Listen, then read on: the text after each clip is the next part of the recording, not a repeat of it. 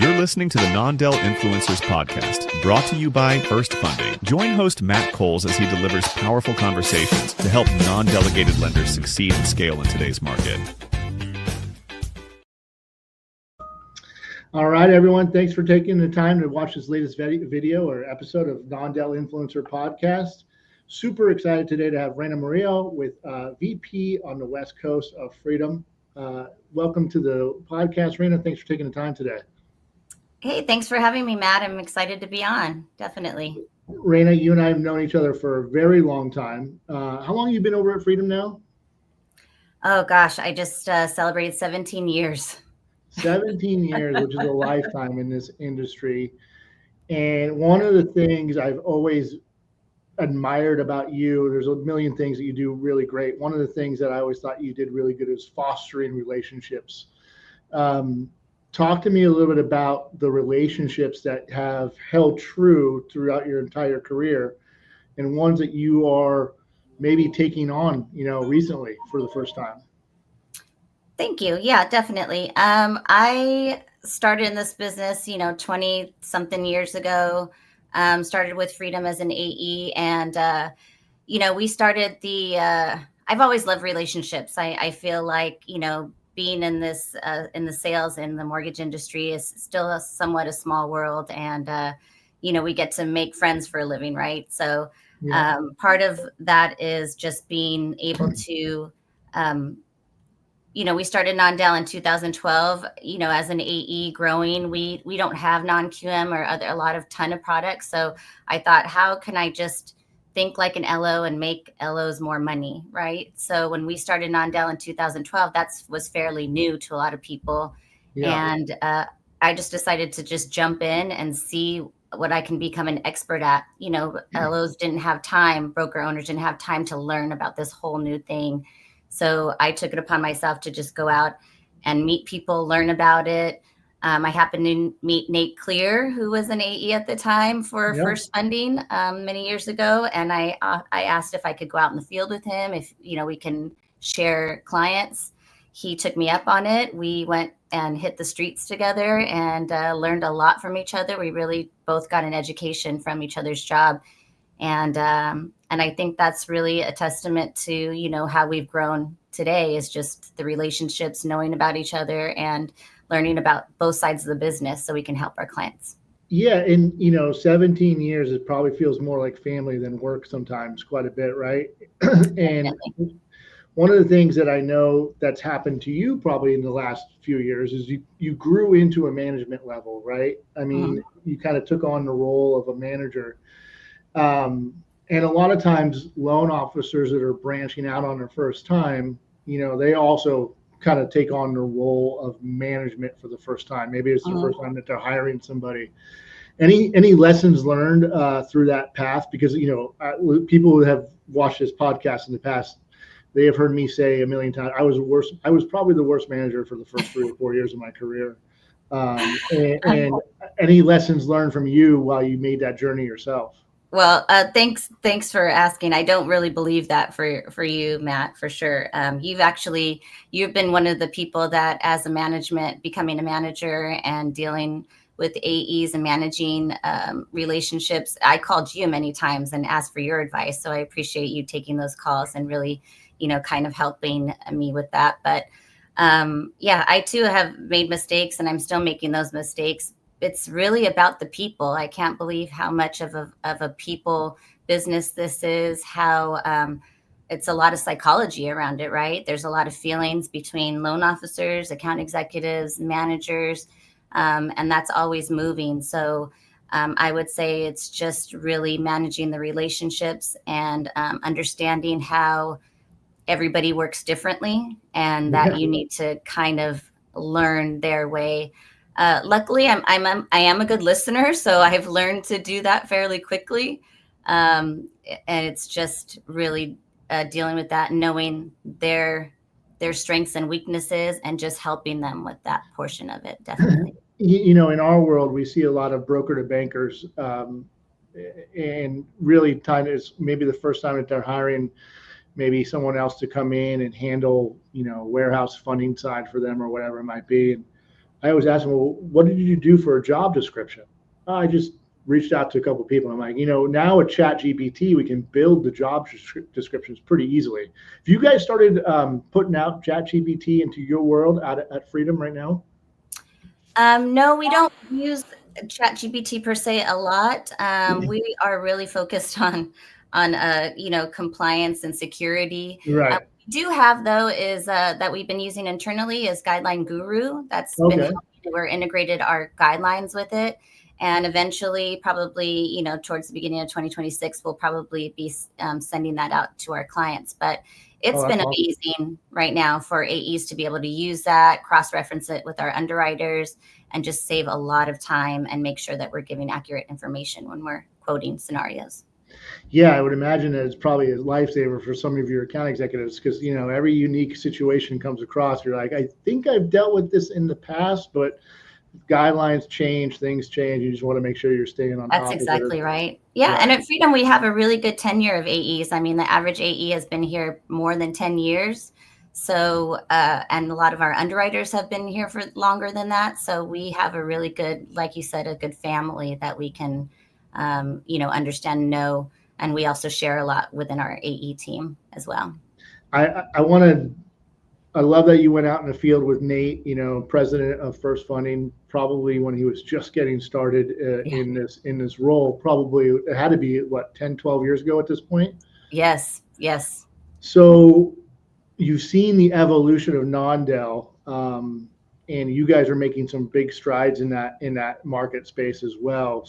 Talk to me a little bit about maybe some of the fears that were, in place when you first started to sell it versus some of the myths and the fears that are in place today. I mean, I definitely have an opinion on it, but I wanted to hear what your takeaway is. Some of the challenges you had to overcome in the past, and now you have to overcome today. Yeah, definitely. There's been some huge swings. I mean, in the beginning, there was, just a lot of unknowns, right? So being able to contact Nate at First Funding and all your resources and being able to refer, our clients to you was huge. I mean, there wasn't really other warehouse lenders that were doing anything in the same in regards to education. So having you guys as support really helped me and our whole team at that time really raise, our volume of production. We had a big market share during that time. It's kind of fallen off since COVID, but Yeah. we're growing that as well. The big thing that's happened in the last year is we're doing the full disclosures now, which is huge. Obviously, the biggest risk were doing those disclosures incorrectly. Some small mistakes could really cost you at the end. So the fact that we've taken that on has been a huge positive. And we've really grown our non-Del business this summer just with the disclosure portion of it. Yeah, non-Del by definition is mitigating the risk of underwriting, right? And now you're mitigating the risk of incorrect disclosure, something not done correctly. I mean, relying on the investor to provide those service levels. And kudos to your guys' team for rolling that out and bringing it out to your customers. But I want to highlight one thing that you mentioned, which is the education piece of it, right?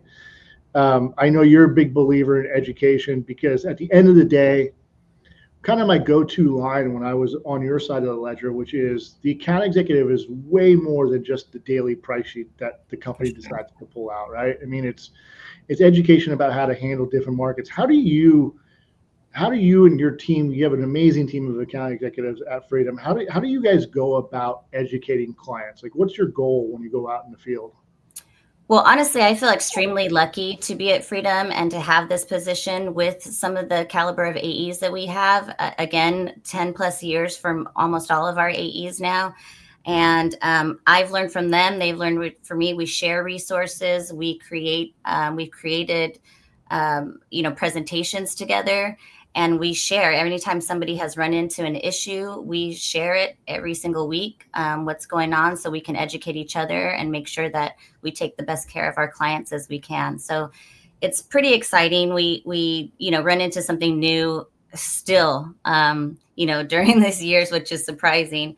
But we are just pushing out that education, creating our own information that we can share with our clients to make sure that we're the best advocate and consultant when it comes to non-Del.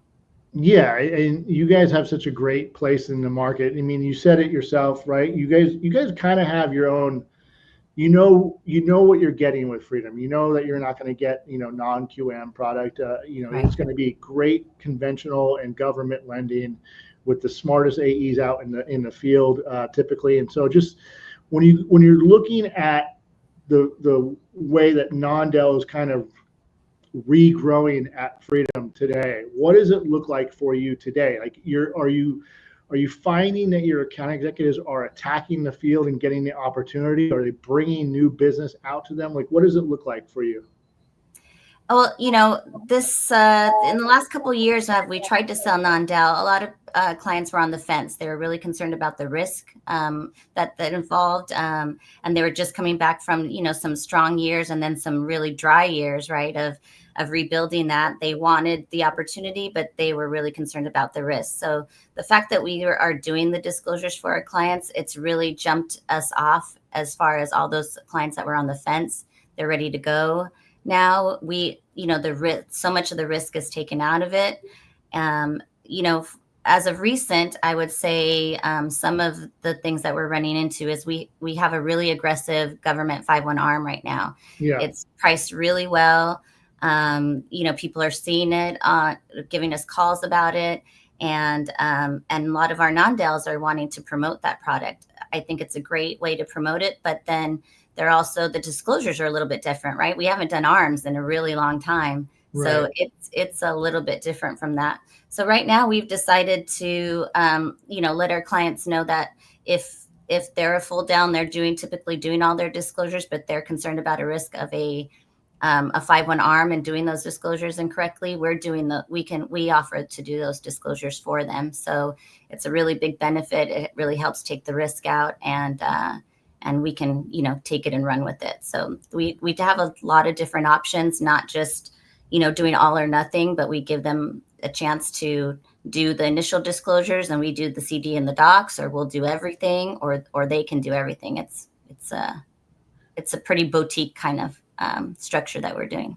Yeah, and you don't think of Freedom as a boutique type of lender sometimes, right? Because they are a big player, and they got a lot of signage everywhere. I mean, every trade show I go to, Freedom's partaking in. And so I saw you at NAM recently, NAM National out in Las Vegas. How was that trade show for you? And what were some of the buzz that you were hearing while you were there? Oh, it was a great trade show. I thought the turnout this year was really good. I saw a lot of people I hadn't seen the last couple of years, so that was good to see a little bit of a revival of a lot of people that I know. It was good to see Nate there as well. I hadn't seen him for a little bit. I also attended your guys' non-Del session, and I really enjoyed it. It was probably one of the best ones that I went to this year, because not only did you talk about the benefits, a lot of people can bullet point the benefits, but you also had that compliance person, Melissa, there. And I thought she was amazing, just kind of pointing out things that are needed to get started, and that it isn't just a walk in the park. There are some risks to it, but they're calculated good risks that just people need to know. We need to get the word out a little bit more. I think that's what benefits, because it's truly their company. They can sell themselves. They have so many benefits for it. That they should know every aspect of it. So at Freedom, we do know, our AEs do know what entails all of that. So we're all about education. Yeah, I appreciate you saying that, because when I go out to trade shows, and I do have a sales job, and I do like to close, right?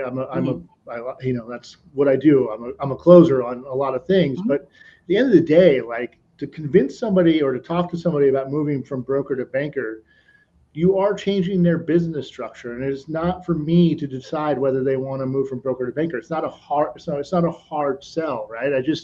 I love the panel that we did, because we do talk, and this is my whole sales team, our approach, right? We do talk about the risk. We do talk about the necessary steps that are taken. All we're trying to do is give you an avenue, but we also want to make sure you protect yourself from anything that could go wrong. And one of the things that I really do appreciate is the investors like Freedom embracing a non-Dell channel and their sales team going out there and talking about the same thing, talking about the risks and the benefits. And it's not a, hey, you got to do this. I mean, listen, I love the TPO channel. Whether you want to be a broker or non-Dell, do whatever you want. I think there's some benefits to being a non-Dell, and I can talk to them blue in the face about it. But if it's not the right business decision for you or your company, then God bless, you don't have to do it, right? It's not a thing that you need to go do. It's not going to make or break. It's not going to make or break what you want to do. Definitely. But what we've seen as for the AEs, I know that AEs have asked me, what is the benefit to selling non-Dell Freedom AEs or AEs just out in the industry? And I've said from experience that it is, you typically have better relationships and your production doesn't rise and fall as it does in the TPO channel. You're developing strong relationships. And because of that, you do have more responsibility with your clients, but at the same time, better relationships. So you probably have stronger, steady production as opposed to, somebody coming and going on the TPO side. Yeah. I mean, and then some of the other buzz that I heard while we were there, I mean, obviously it kind of came at a great time because rates were kind of dipping, right? And so we felt a lot of positive momentum. I think a lot of lenders probably had the biggest month that they've had in years in October 2025, and it's setting up for a great fourth quarter for the year. For sure. What are you guys looking forward to for the next year ahead? Is there one big project or something that's really on your mind that you're trying to develop out?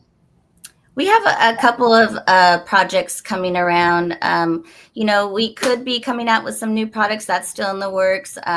Probably some new technology. All of it's kind of still up in the air.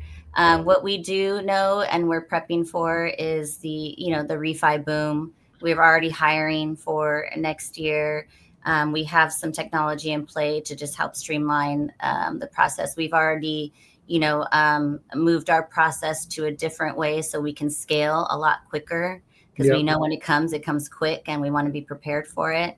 So we have a whole, a project right now called Refi Ready to make sure that we're in process and we're ready for the next refi boom. Other than that, really it's just growing the non-Dell space because of the disclosures. We expect that to really, all the people we've been talking to that haven't pulled the trigger yet to actually do that towards the new year. So it's about ramping up that department and making sure that we get the education out there from our AEs to make sure our clients know that we are their best consultant. I mean, from my seat, right, it didn't take a lot for us to have 25% increase in production. It only took like 30 basis point drop in the 30-year fix for us to have an increase. And so, knock on wood, if rates do drop going into the year ahead, lenders or investors like Freedom, they need to be ready, right? Because we did this before. We cut way too close to the bone back in 2020. And then all of a sudden rates dropped and none of us were ready for the volume that was ready to come through. And it just created a bottleneck. So I talk about this quite a bit, right? Like what happens if rates drop 0.5% tomorrow? Are you ready to take it in, right? You got to build it now because by the time it hits, it's going to be too late, right? That volume just comes fast. Definitely. We definitely learned from 2020. I mean, we got killed for at one point. So, we learned a lot from that. And I'm so thankful to, Freedom leadership to really get in and dig their heels in and kind of find different processes to make sure that we were ready for something scalable. We've been doing cross training for the last few years. We've been, having people on board to move. We've done tests. So, we're definitely ready. We're excited about it. It's about time. And I think that people, can take, maybe in November and December and be like, put pen to paper. Ginger and I did this whole planning your business type of thing about, building out your entire business plan. And now's a really good time for people to prepare for what it's going to look like, because I know what it's like. I just went through it, right? It got so busy in the middle of October that all my projects that I had fell by the wayside. I couldn't keep up, right? And so picking up pen to paper. And, listen, quite honestly, ChatGPT has been a huge help for me with that, because now that I can leverage that and kind of keep, bookmark what my projects are and what I'm working on a regular basis to make sure I keep that momentum going.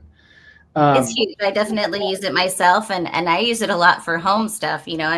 I not only do it, I'm a manager at work, but I'm a manager at home, right? So I have to organize myself as much as possible for it. So well, it saves a lot. you are a great follower on Instagram, because while I'm sitting down on my couch watching football, I see that you're hiking everywhere. So what's the best hike that you went on recently? Gosh, yeah, that's been my new thing, is backpacking. So not only are we doing hikes, but we're taking 3 or 4 days trips back in the backcountry of the Eastern Sierras. And wow, Matt, if you would have asked me if that was something I'd be interested in a few years ago, I would have said no. But we are in a stressful business, right? It's nice to just unplug and get away and just refocus and recenter. I've seen some beautiful, I had no idea out in the Sierras, there's so many lakes, they can't even name them all. And it takes, days to get to them. And they're some of the most beautiful, pristine places I've ever seen. So I feel fortunate to be able to work out and get to there and do that and recharge and unplug and be ready for the business when it comes. So, and you guys are doing it as a family, right? We've done a few family. Me and my husband do them. We're more interested in it than the kids are. Our kids really? are teenagers now, so they'll do it once or twice a year. But that's about it. Yeah. Well, that's awesome. Yeah. Well, Reina, I can't thank you enough. You've always been a great partner to me personally and to First Funding, and so I'm really excited for what the future holds for you guys over there at Freedom. And I just think that you guys are a great partner on that side of it. And I know your team is very, very strong. I know all of them really well. It's a great group of account executives that can really help people grow their business, and with the product and a lender that they can trust too. So really excited for you guys in the future. Well, I'm excited for First Funding too. I heard some tidbit that you guys were like 2.9% of the market or something like that. I think that's amazing. So a testament to, Nate and you and what you're growing. I think it's amazing. And I love getting more of the education out there and just help partnering in education with our clients. I think it's a win-win situation. Yeah, little old First Funding. It's not so little anymore, but we're super excited. Not at all. All right, thanks, Reina, and we'll look forward to seeing everyone on the next episode of the Non-Del Influencer Podcast. That's great. Thanks, Matt. Thanks for tuning into the Non-Del Influencers Podcast, powered by First Funding. For more resources and episodes, visit nondelinfluencers.com.